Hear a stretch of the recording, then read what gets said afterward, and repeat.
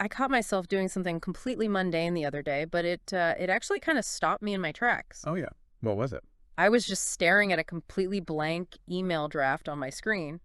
I was trying to figure out how to, politely tell a colleague that their proposed project timeline was, well, entirely unrealistic. Right, that classic awkward office communication. Exactly. And rather than sitting there and carefully crafting the words myself or agonizing over the tone, I just didn't do it. You outsourced it? I completely outsourced it. I opened up my AI assistant and typed, like, make this sound professional but firm and tell them it's not going to happen by Tuesday. And 5 seconds later, problem solved. It's amazing how fast that became our default behavior. It really is. I didn't even write the email, an algorithm did. Which got me thinking about the topic for today's deep dive. When millions of us are using the exact same underlying artificial intelligence to write our emails, to mediate our arguments, to do our research, whose brain are we actually using? That is, without a doubt, the pivotal question of the decade. We've moved incredibly rapidly from treating this technology as a novelty. Yeah, like a neat trick that can write a poem about your dog in the style of Shakespeare. Right. But we've moved past that to relying on it as the fundamental cognitive infrastructure of our daily lives. It's everywhere now. It is. And what we're looking at today in these sources is a massive systemic shift in human history. We are moving way past those common surface-level fears of, well, robots taking warehouse jobs. Right, the whole AI is coming for your paycheck panic. Exactly. We are talking about something much deeper. We're talking about the architecture of human perception itself. Okay, let's unpack this because the premise we're diving into today is this really terrifying reality of AI monopolies. What actually happens to society when the ultimate power, which is intelligence itself, is centralized in just 2 or 3 massive tech hubs. And that's what the source text calls algorithmic autocracy. Right. And just to set the ground rules for you listening before we get into the weeds here, we aren't here to bash specific tech CEOs or take sides on any political ideology mentioned in the text. No, not at all. We're just looking at the cold, hard, structural realities. Exactly. The mathematical realities of what happens when the entire globe plugs its collective brain into the exact same socket. And the architecture of that socket is really what dictates the future. To grasp this, we have to rethink what an AI model, specifically a large language model, actually is. Because I think most people, myself included, tend to think of it as a super-powered search engine. You ask a question and it retrieves the answer from a vast library. But that is fundamentally incorrect. It is not retrieving data. It is generating a highly filtered, synthesized reality. Wait, really? Because I always thought of it as like a librarian. You ask for a book on the Roman Empire and it goes into the stacks, finds the best book, and hands it to you. That's a great analogy for the old internet, but it's not what's happening under the hood here. So what is happening then? Well, let's break down the mechanics. A search engine operates on retrieval. You type in a query, and it gives you 10 blue links on a page. Right, the classic Google page. Exactly. And then you have to click those links, and you do the cognitive work of evaluating them. You look at the site and think, is this a reputable news organization? Is it just a random blog? Corporate PR? Right, I'm doing the filtering. I'm judging the source. You act as the filter for your own reality. An AI model, on the other hand, operates on prediction and synthesis based on a massive, multidimensional vector space. Okay, a multidimensional vector space. You're going to have to translate that for me. Fair enough. Let's visualize it. Yeah. Imagine you take every word, every concept, every piece of human knowledge scraped from the internet, and you assign it a mathematical coordinate in space. Okay, like mapping the stars or something? Sort of, yeah. Words that are contextually related sit closer together. King sits near queen, rain sits near umbrella. Okay, I'm with you. So when you ask an AI a question, it isn't looking up facts. It's actually calculating the mathematical probability of what the next word should be, based on the billions of parameters it was trained on. So it's basically doing incredibly complex math to guess what a confident, correct-sounding answer looks like. Precisely. It traverses this vector space to construct an answer token by token. And in doing so, it hands you a completed puzzle. It doesn't give you the pieces to assemble yourself. No. It gives you one highly confident, perfectly structured answer.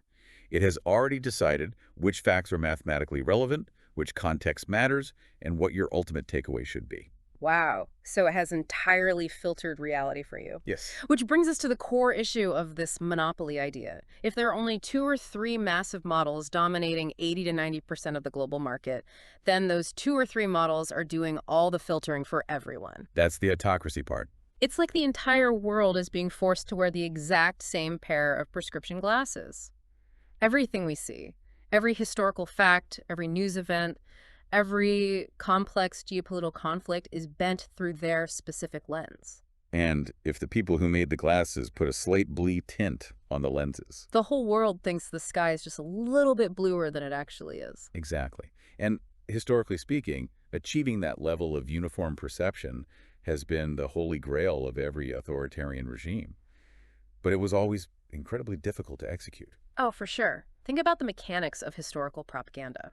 It required massive, highly visible, physical infrastructure. They needed to seize the printing presses. Right, you needed to buy up all the radio stations, hang banners on every street corner, and employ literal armies of human censors with black markers. It was loud, it was obvious, and it required constant, exhausting effort to maintain. Plus, citizens usually knew they were being propagandized too. Even if they couldn't speak out against it, they could see the machine grinding away. You could literally see the black marker lines on the newspaper. Right, the friction was visible. But algorithmic monopolization achieves an unmatched power of persuasion seamlessly and completely invisibly. Because it doesn't feel like propaganda. No, it feels like you have a neutral, infinitely helpful personal assistant who just happens to know everything. Yeah. Like when you ask it to summarize a controversial scientific topic for a morning meeting, you aren't thinking about the ideological guardrails. Or the mathematical weighting of the engineers who trained it. You just want the bullet points so you can get your work done. But don't we still have agency? I mean, if I start to feel like the AI is giving me a skewed answer, I can always just close the laptop. I can go to a physical library. You could, yes. I can call an expert on the phone. Is this whole idea of an algorithmic autocracy overstating things just a bit? Well, you can certainly do that in isolated individual moments. Yeah. But we have to look at this systemically, not just individually. Okay, what do you mean systemically? The issue isn't whether one person has the willpower to occasionally take the prescription glasses off. It's that the entire infrastructure of modern society is being aggressively rebuilt on the assumption that everyone is wearing them. Okay, give me an example of what that systemic integration looks like. Think about the software ecosystem you use every day. Operating systems, word processors, email clients, enterprise resource planning software, they're all natively integrating the APIs of these top three AI models. An API is like a digital pipe, right? Exactly. It's a pipe that connects your local software to the giant AI brain in a data center somewhere. Okay. So when a teacher uses grading software to evaluate student essays, or a hospital uses diagnostic software to triage patients, they aren't building their own AI. They're just piping in the logic of the monopoly model. Right. So over time, taking the glasses off doesn't just mean reading a physical book. It means disconnecting from the modern economy, from modern healthcare, for the educational system. Wow. So it becomes practically impossible to opt out. It does. Okay, that paints a much darker picture. If this logic pipe is connected to everything and everyone relies on it, we really have to look at what kind of water is actually flowing through the pipe. Yes, whose specific version of reality is being projected globally. Because the sources warn about this phenomenon called cognitive colonialism, and this gets deep into the cultural implications. Cognitive colonialism is a crucial framework for understanding this shift.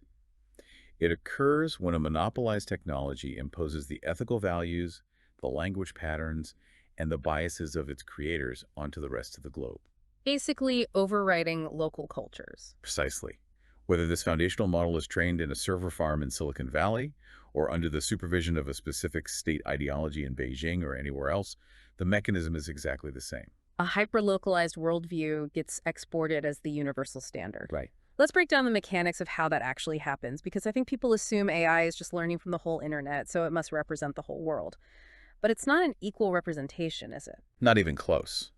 Let's go back to how these models are trained. They devour massive data sets, petabytes of text, scraped from websites, books, and forums. Right, the entire internet. But the vast majority of high-quality, easily accessible text data on the internet is in English. Oh, right. And more specifically, it is a very Western, industrialized, digitally native dialect of English.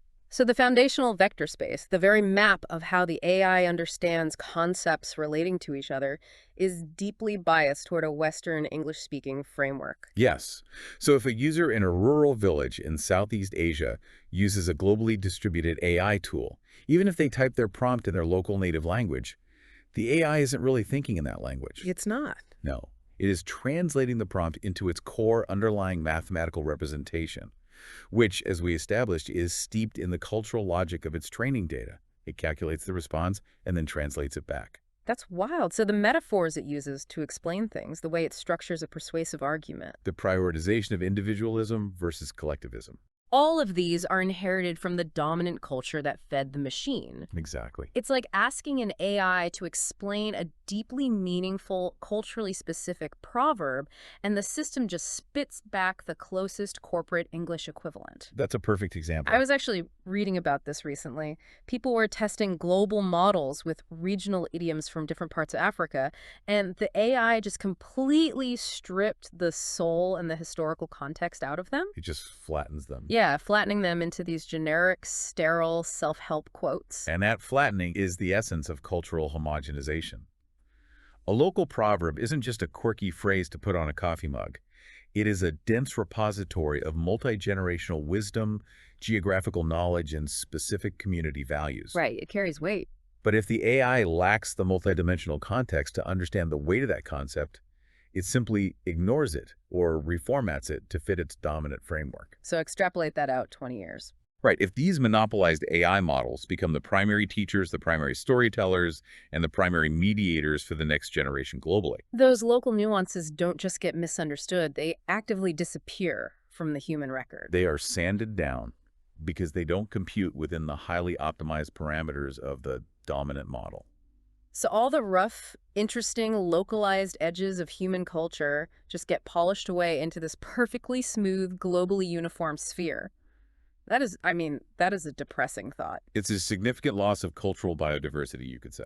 But it goes beyond just losing cool proverbs. There's also this concept the source brings up called ethical imperialism. Yes, the idea that the governing boards of these few massive tech companies basically become a global digital morality police. How does that actually work in practice? Well, this is where we have to look at a specific training mechanism called RLHF. That stands for Reinforcement Learning from Human Feedback. Okay, RLHF. This is how an AI gets its guardrails. Once a model reads the whole internet, it is basically a wild, unpredictable text generator. Right, it'll just say anything. It might output toxic content or hallucinate wildly. So, to make it safe and commercially viable, the engineers use RLHF. They bring in humans. Exactly. They have human workers sit in cubicles, read different answers generated by the AI, and click a button to rank them. Answer A is better than answer B, or answer C is offensive, give it a negative score. So human beings are literally weighting the math. They are penalizing the AI for saying things they don't like and rewarding it for saying things they do like. Exactly right. The mathematical weights of the neural network physically shift based on this human feedback. The AI learns what is good and what is bad. But who are those human workers? Like, who wrote the rule book they are following? It's the governing board of the tech monopoly. They decide universally what is considered appropriate, what is considered objective, and what is considered objectionable. Okay, I'm going to play devil's advocate here for a second, because I think a lot of people would say, isn't a universal standard of ethics a good thing? A lot of people do argue that. Like, if the engineers use RLHF to teach the AI not to generate hate speech or not to give instructions on how to synthesize dangerous chemicals in a bathtub, isn't that just a net positive for humanity? Aren't we just hard-coding basic decency?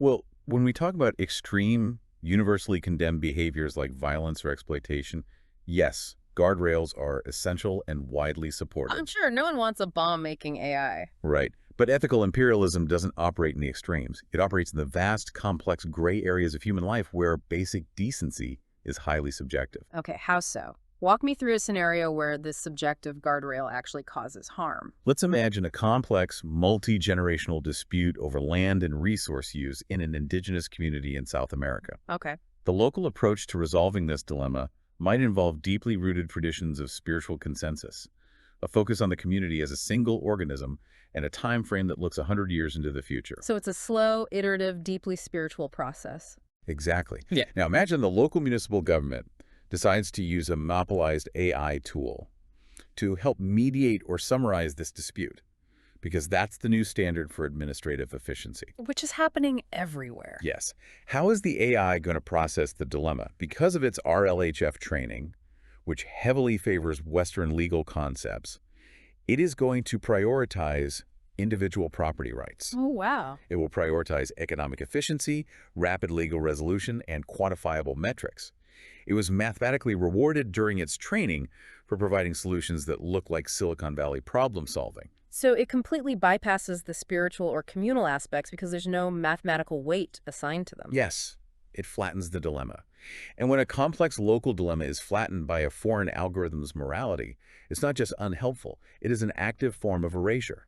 It's essentially telling them their way of life is wrong. The AI's output essentially dictates your traditional way of thinking about this is inefficient and invalid because it doesn't compute within my ethical parameters. That is exactly what ethical imperialism is. A small group of engineers in California, or policymakers in another tech hub, are unknowingly deciding for the entire world what the correct and ethical way to live is, simply by tuning the dials on a mathematical model. And because that model is piped into the API of the local government software, the community is forced to abide by it. That is a staggering amount of power. But forcing a global ethical standard isn't just a cultural flex, is it? It's an economic strategy, too. Very much so. Which brings us to the financial engine driving all of this. If you control the underlying intelligence of the world, you essentially control the global economy. Yes, and researchers call this impending reality intelligence poverty, driven by a data moat. Right. This is where the structural reality of AI becomes incredibly rigid and, frankly, economically terrifying for anyone outside of the monopoly. Artificial intelligence is rapidly becoming the main engine of global productivity. It is fundamentally the new electricity. And just as a nation without a power grid cannot compete in modern manufacturing. A state, a corporation, or a small business without native AI capabilities will face extreme intelligence poverty.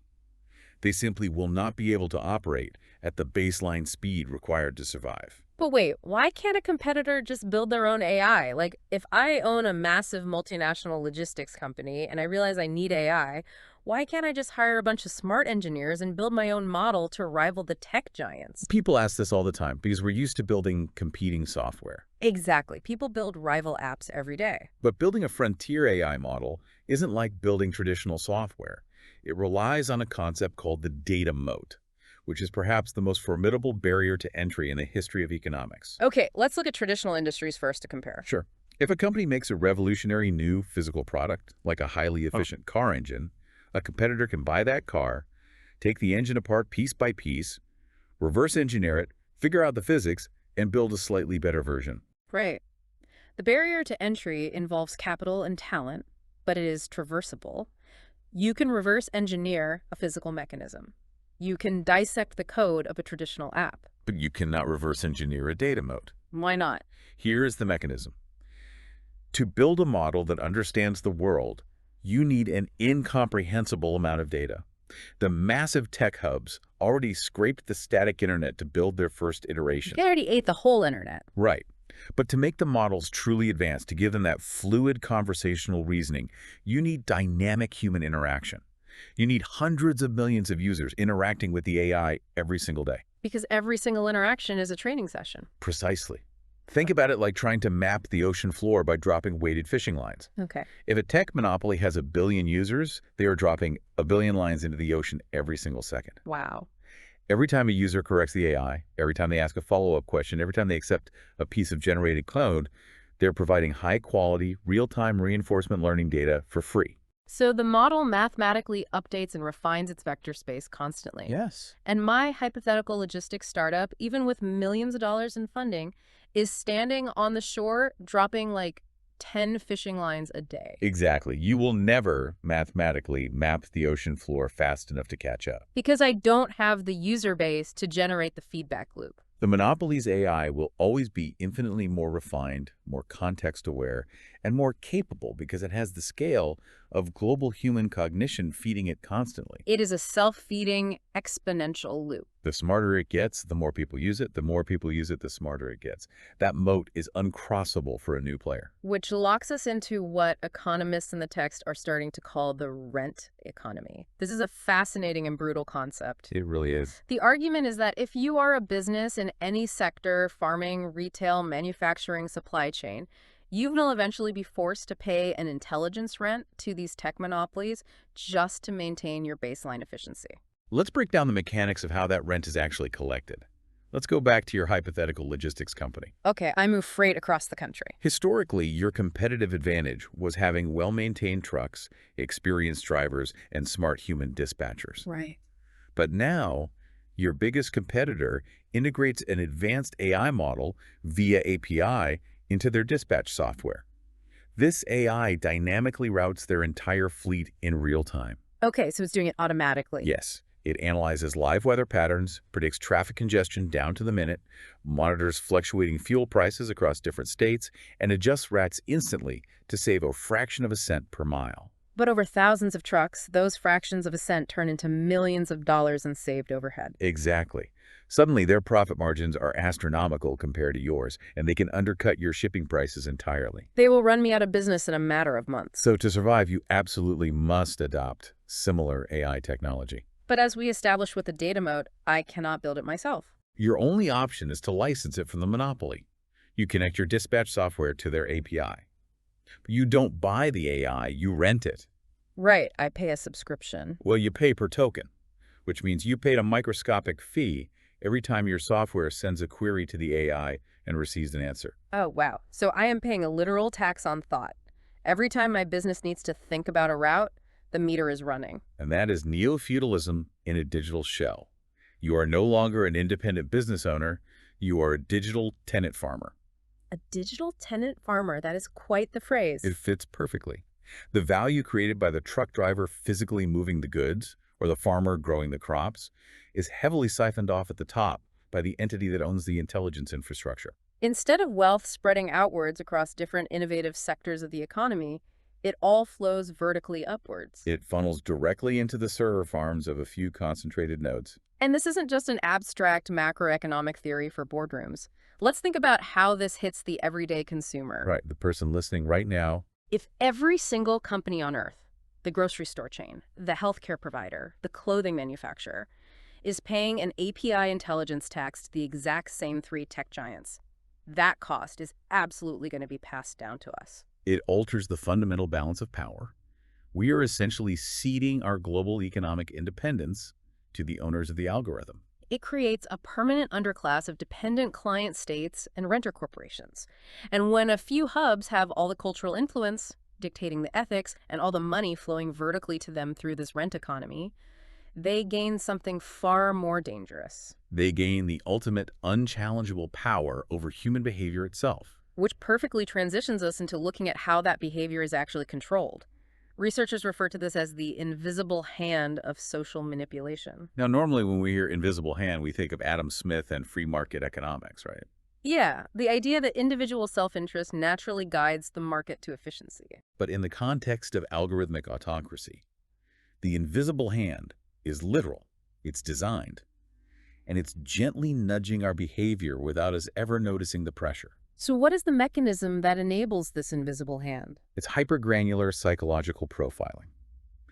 We are all generally aware that algorithms track our clicks and watch time on social media to serve us targeted ads. Right, I look at a pair of shoes, I see shoe ads for a month. But that is primitive compared to what LLMs are doing. We have to look at the depth of the interaction. Because using a search engine is transactional. I search for best running shoes. I get a list of shoes. But using an advanced AI assistant is conversational and often deeply intimate. People aren't just searching for products anymore. What are they doing? They're using these models as therapists, career counselors, and debate partners.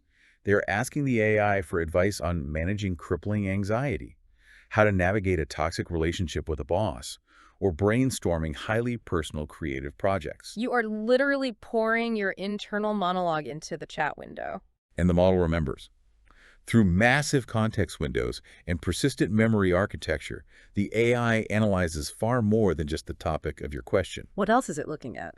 It analyzes your syntax, your sentence structure, your emotional volatility. It maps the specific types of arguments that make you defensive and the specific words that trigger a positive, compliant response in you. Wow. The system is building a multidimensional psychological profile that understands your cognitive vulnerabilities better than you understand them yourself. That is incredibly unsettling. So if the entity controlling the AI wants to influence my behavior, whether that's subtly nudging me to buy a specific brand of electric vehicle or shifting my opinion on a controversial local political candidate, they don't need to show me a generic, flashy billboard. They wouldn't bother with a billboard. They would weave the persuasion seamlessly into the answers the AI gives you during your daily tasks. Give me an example of how that works. Okay, if the AI knows you are highly motivated by fear of financial insecurity and you ask it for a summary of a political candidate's platform, it will subtly elevate the candidate's economic stability policies and downplay their controversial social stances. It tailors the reality filter to my specific psychological lock and key. Exactly. And because it's conversational, it totally bypasses our defensive filters. Like, if I see a television commercial, my brain instantly recognizes this is an advertisement someone paid to manipulate me, and my guard goes up. Right, you have an inherent skepticism. But when my seemingly objective, infinitely smart personal assistant suggests a course of action as the most logical, rational solution to my problem, I don't raise a shield, I just accept the premise. It's manipulation disguised entirely as helpfulness. And this capability directly transforms how censorship functions in a monopolized ecosystem, according to the source. We are moving from active censorship to algorithmic censorship by omission. This is a huge shift in how we handle information control. This honestly blew my mind when I was reading up on this. We tend to think of censorship as an active, aggressive act. We think of burning books in a public square, or a tyrannical government blocking a website and putting up a big red screen that says, "This content is forbidden." Classic censorship requires a bonfire, either physical or digital. But that act of deletion leaves a scar. People notice when things are taken away. It creates friction. Exactly. When you ban a book, it often creates a Streisand effect, where people suddenly become obsessed with finding out what the forbidden information is. Banning a book usually makes it a bestseller. But algorithmic censorship doesn't burn the book. It just buries it in the math. Exactly. Because there is only one dominant model acting as the world's reality filter, there is no alternative reference point. So if a major scandal occurs, or a piece of dissenting academic research challenges the monopoly's worldview, what happens? The AI doesn't have to delete the research from the servers. It just mathematically downgrades the vector weights of that information. It categorizes it as low relevance or lacking consensus. So, when a journalist or a student asks the AI for a comprehensive summary of that specific topic, the AI simply doesn't include the dissenting information in the bullet points. It omits it entirely. Functionally, in a society where everyone relies on the AI summary, if the algorithm doesn't mention the event, it might as well have never happened. It leaves no scar. You can't be outraged about the removal of information you never knew existed. It is perfectly silent censorship. It is deeply terrifying to realize that we would have absolutely no mechanism to cross-check our reality. Right now, if I don't trust a specific cable news network, I can change the channel. If I think a newspaper is biased, I can read an independent blog. You have options. But if 90% of the world is running on the API of one or two foundational AI models, changing the interface doesn't matter. If I switch from a news app to a productivity app to a social media app, it doesn't change the underlying reality filter if they are all pulling from the same central brain. It's the exact same intelligence, just wearing a different digital hat. The illusion of choice remains, but the cognitive infrastructure is a complete monolith.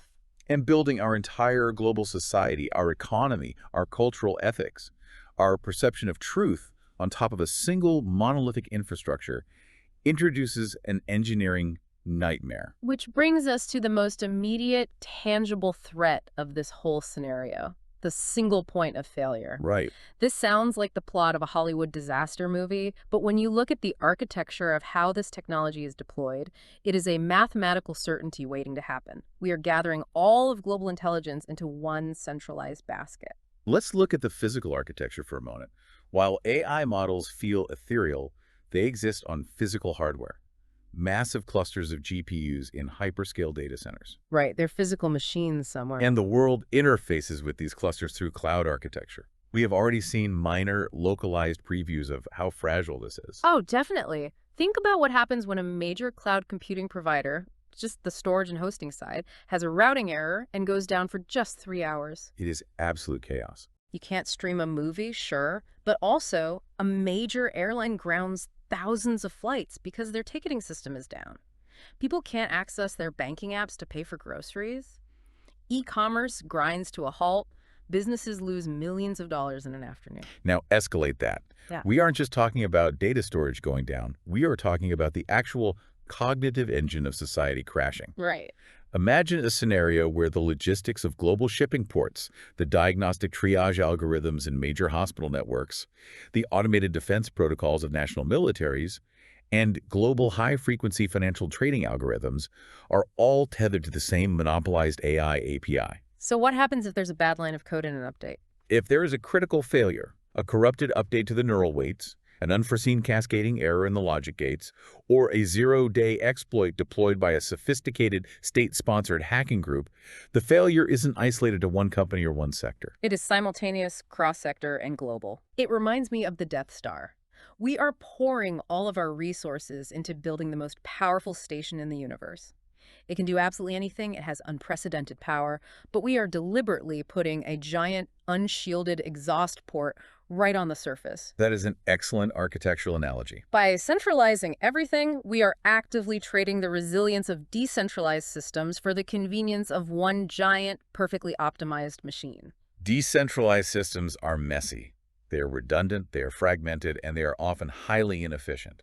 But in systems engineering, redundancy is the primary driver of resilience. Break that down for me. Let's look at healthcare. If a hospital in London uses a completely different locally developed diagnostic software system than a hospital in Tokyo, a cyber attack or a virus that takes down the London system has zero impact on Tokyo. There's a firewall of incompatibility. But if they are both pinging the same global AI medical oracle, one corrupted update can mathematically halt medical diagnoses across both continents in an instant. The firewall is gone. Just imagine waking up on a random Tuesday, grabbing your coffee and finding out that your bank account is frozen, your doctor's office can't access your medical records or process a simple prescription, your company's supply chain is dead in the water, and your city's smart traffic lights are all blinking yellow. It's the absolute definition of fragility.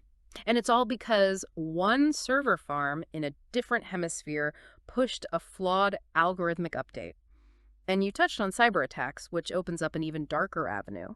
Centralization invites a new form of warfare, which analysts are calling algorithmic weaponization. Yes, this is a terrifying prospect. Right. If one nation-state manages to secure the monopoly on the foundational AI model, they don't just have an economic advantage, they have a weapon of mass destruction. But it's not a kinetic weapon. They aren't dropping bombs. They are deliberately disrupting the cognitive fabric of rival nations. We traditionally define weapons of mass destruction by their kinetic impact. Nuclear, biological, chemical weapons that destroy physical infrastructure and biological life. Right, explosions. But in an information economy heavily reliant on an AI substrate, cognitive disruption is just as devastating and much harder to defend against. How would it work? If a nation controls the monopoly model, they don't need to bomb a rival's power plants. They just need to subtly alter the algorithms that manage the rival's smart grids to create cascading brownouts. Wow. They can subtly inject panic-inducing, mathematically generated anomalies into their financial trading systems to trigger a market crash. Or, tying it back to the psychological profiling we talked about earlier, they could use the AI to slowly drip-feed divisive, hyperpolarized content specifically targeted at the psychological vulnerabilities of the rival nation's population. Exactly. They could algorithmically tear the social fabric apart, incite civil unrest, and paralyze the political system from the inside out without ever deploying a single soldier or firing a bullet. It is a weapon of mass cognitive disruption. And because of the monopolistic nature of the technology, the target nation would have no independent infrastructure to fall back on. They wouldn't even have an uncompromised AI system to effectively diagnose that they're being attacked. Right. They're trapped inside the very system that is actively dismantling them. It is the ultimate strategic checkmate. Man, that is incredibly bleak. It really outlines how vulnerable we make ourselves when we chase pure efficiency. But what is truly wild to me is that the most profound warning researchers have in this text about algorithmic autocracy isn't about the system breaking down or being hacked or being weaponized by a foreign adversary. No, it's about what happens if it succeeds. Exactly. The most terrifying existential danger is what happens if the system works exactly as intended. What happens if the system is absolutely perfect? This brings us to the philosophical core of this entire discussion. We move from immediate security and economic threats to a deep existential question about the nature of human life. And the source calls this the concept of the flawless prison and the end of the freedom to make mistakes. Let's unpack the logic here. The argument is that, in the name of maximum efficiency and safety, a monopoly AI will inevitably try to minimize all risks and all errors in human life. Now, on paper, if you pitch that to anyone, it sounds fantastic. Who wants to make mistakes? Who wants to take unnecessary risks that lead to pain or financial loss? We all want things to go smoothly. But looking deeper, the flawless prison concept reveals the hidden cost of absolute safety. Explain that. To understand this, we have to look at the mathematical objective function of these AI models. Their foundational programming is to optimize outcomes and minimize loss or error. Right. If we surrender the management of our daily lives to a singular, benevolent, highly advanced AI, it will likely make our lives incredibly predictably safe. The AI would continuously monitor your biomarkers and perfectly optimize your diet and exercise so you rarely get sick. It would perfectly route your autonomous vehicle so you never experience the stress of traffic or the danger of a collision. It would manage my investment portfolio using predictive algorithms so I never lose money on a bad stock pick. It might even use psychological profiling to match me with a romantic partner based on flawless compatibility metrics, completely eliminating the pain of a bad breakup or a messy divorce. It sounds like a technological utopia. It does. I think a lot of people would sign up for that immediately. But a world meticulously stripped of all risk, friction, and error becomes entirely sterile. It is a prison, even if the bars are constructed out of pure convenience and comfort. Right, because without error, there's no serendipity. Exactly. The mathematical elimination of error also means the elimination of mathematical noise. In human terms, that noise is serendipity. It is creativity. It is the happy accident. Oh, that makes so much sense. Think about how much of human progress or just sheer joy comes from things going completely wrong. Alexander Fleming is a great example. Yes. He discovered penicillin because he was messy and left a petri dish out by mistake, and it grew mold. If he had a flawless AI managing his lab protocols, pinging his phone to remind him to perfectly sterilize his workstation every single night to minimize risk, we wouldn't have antibiotics. The error was the discovery. And on a deeply personal level, consider the architecture of human character. Think about your own life trajectory. How many of your most cherished memories, your deepest friendships, or your most profound periods of personal growth occurred immediately in the aftermath of a failure, a miscalculation, or a completely unexpected detour? Most of them, I'd argue. I mean, almost all of mine. Getting lost in a foreign city because I took the wrong train and ending up having dinner with locals. Or taking a job I was wildly unqualified for, failing miserably for the first 6 months, and having to figure it out under intense pressure. The friction is what forced you to adapt. Right. Human evolution, both on a biological species level and on an individual psychological level, is fundamentally built on trial and error. We try an approach, we fail. We experience the emotional and physical friction of that failure, we adapt our mental models, and we overcome. And that specific process of overcoming is the engine that generates resilience, agency, and ultimately meaning. When humanity willingly outsources the ability to navigate its own mistakes to a flawless caregiver, which is the role the monopolized AI assumes, removing the error fundamentally removes our agency. We stop exercising the muscle of adaptation. It's like we are bubble wrapping human existence. The analogy that comes to mind is bowling. Okay, I like this. It's like we are choosing to go bowling with the bumpers up for the rest of our lives. You step up to the lane, you can close your eyes, you can throw the heavy ball as hard as you can, go completely the wrong direction, and it doesn't matter. The ball just softly bounces off the rails, over and over, until it eventually hits the pins. You are guaranteed to knock them down. You never, ever experience the frustration of throwing a gutter ball. But precisely because of that guarantee, the game completely loses its meaning. You aren't actually bowling. The bumpers are doing it for you. There's no skill, no stakes, and no satisfaction. That is a perfect encapsulation.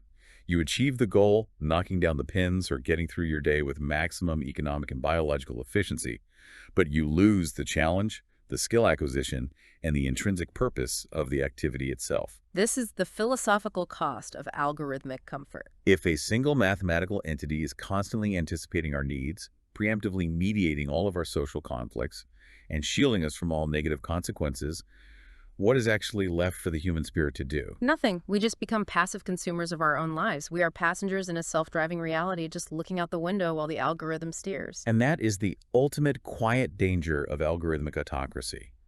It doesn't arrive as a dictator holding a physical weapon to your head, demanding compliance. No, it arrives as an invisible, deeply convenient infrastructure that wraps you in a warm, perfectly optimized blanket. And you never want to take the blanket off, even as your cognitive and emotional muscles slowly atrophy underneath it. Man, that is a heavy, heavy place to land. Let's take a deep breath and try to synthesize this incredible journey we've been on for the last hour. We started by breaking down the mechanics of LLMs, exploring how they aren't just retrieving data, but monopolizing truth itself. Right, generating a highly filtered perception of reality, forcing everyone to look through the exact same algorithmic lens. From there, we examined how that single global lens inevitably leads to cognitive colonialism. We looked at how the mathematical weighting of training data threatens to erase the cultural nuances and local problem-solving methods of the world. Replacing them with a flattened, standardized ethical imperialism dictated by a tiny subset of engineers and executives. Right, and then we dug into the brutal economics of it all. We explored the data moat, that uncrossable ocean of human feedback that makes it impossible for competitors to catch up. Leading to intelligence poverty, where every business, from a massive logistics firm to a local bakery, becomes a digital tenant farmer, forced to pay API rent to the AI lords just to survive the new baseline of efficiency. We analyzed the invisible hand of social manipulation, breaking down how deep conversational memory allows for hyper-granular psychological profiling. This enables the monopoly to gently guide human behavior without triggering our defensive shields. And we saw how censorship fundamentally shifts from active deletion to silent omission in the vector space, making dissenting information simply disappear from the summary. We looked at the terrifying architectural vulnerability of this system, the single point of failure. By trading decentralized resilience for centralized convenience, we are risking global systemic collapse. Where hospitals, banks, and power grids could all fall simultaneously from a single bad update or a targeted algorithmic weaponization attack. And finally, we ended up here contemplating the flawless, sterile prison of our own making, where outsourcing the friction of our mistakes means outsourcing our core humanity. It is undeniably a grim structural picture. But it is vital to remember that understanding these underlying mechanics, the vector spaces, the API structures, the RLHF training, is the absolute first step to maintaining our intellectual independence. The friction, that awareness, is the antidote. Exactly. Recognizing the invisible hand when you pour your thoughts into a chat window, understanding why the data moat prevents competition, and actively questioning the synthesized reality filter you are being presented with. The system only becomes a true autocracy if we passively accept its mathematical output as absolute, unquestionable truth. You know, bringing it all back to that blank email draft I was staring at in the beginning, using the AI to write it was a shortcut. And shortcuts in isolation are fine. We all want to save time. Of course. But as we seamlessly integrate this profound technology deeper and deeper into the load-bearing walls of our society, I want to leave you with a final, lingering question to mull over on your own. It builds on this idea of the AI as a flawless caregiver. What is it? If we truly, willingly let an algorithm anticipate all our needs, meticulously manage all our conflicts, and perfectly eliminate every single risk before we even encounter it, at what point does it stop being a tool that serves our life and start becoming the author that writes it for us? Until next time, keep diving deep.